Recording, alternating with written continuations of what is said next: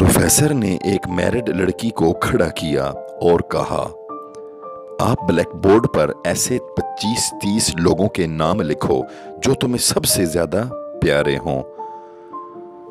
लड़की ने पहले तो अपने खानदान के लोगों के नाम लिखे, फिर अपने सगे रिश्तेदार, दोस्तों, पड़ोसी और साथियों के नाम लिख दिए। अब प्रोफेसर ने उसमें से कोई भी कम पसंद वाले 5 नाम मिटाने के लिए कहा।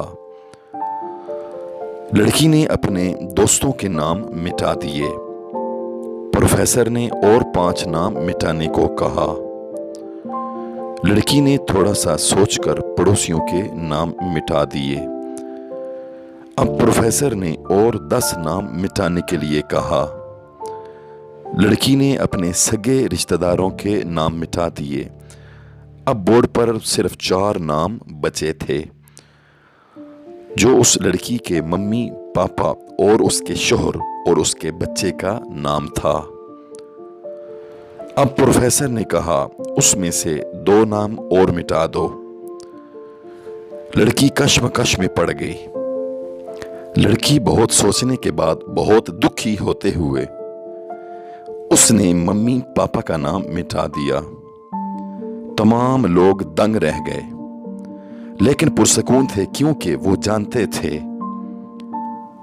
कि ये खेल सिर्फ वो लड़की ही नहीं खेल रही थी, बल्कि उनके दिमाग में भी यही सब चल रहा था।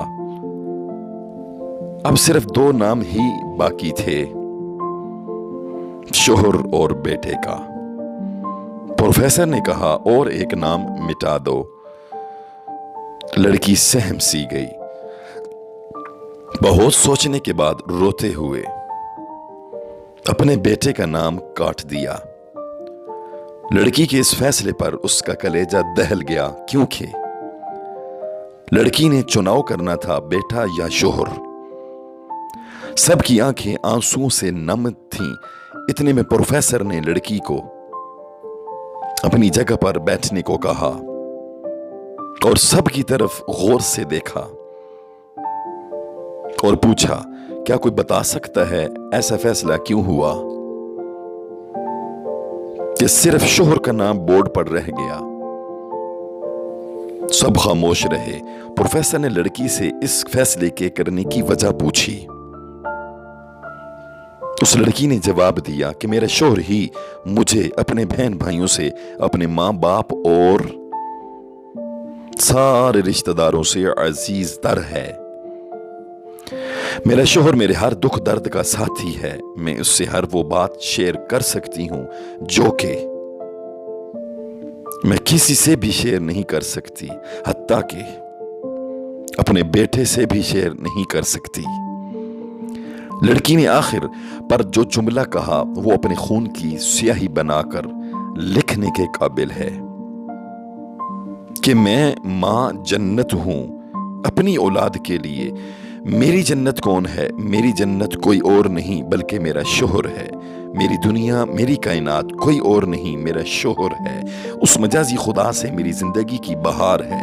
मैं अपनी जिंदगी से अपना नाम और पहचान तक मिटा दूंगी, मगर अपनी जन्नत अपने शोहर के नाम को नहीं मिटा सकती। खानदानी लोगों का वक्त बदलता है, मयार नहीं। बदनस्लों की किस्मत बदलती है, औकात नहीं। घर में आओ तो घर के हो जाओ। फोन ऑफ कर दो और अपने बच्चों से बात करो, बीवी से बात करो, उनसे गपशप करो और घर की बातें करो। घर के मसाइल जिक्र करो, बाहर के मसाइल को बाहर वाले दरवाजे पर छोड़ आया करो। इस तरह आपके सारे मसाइल हल हो जाएंगे।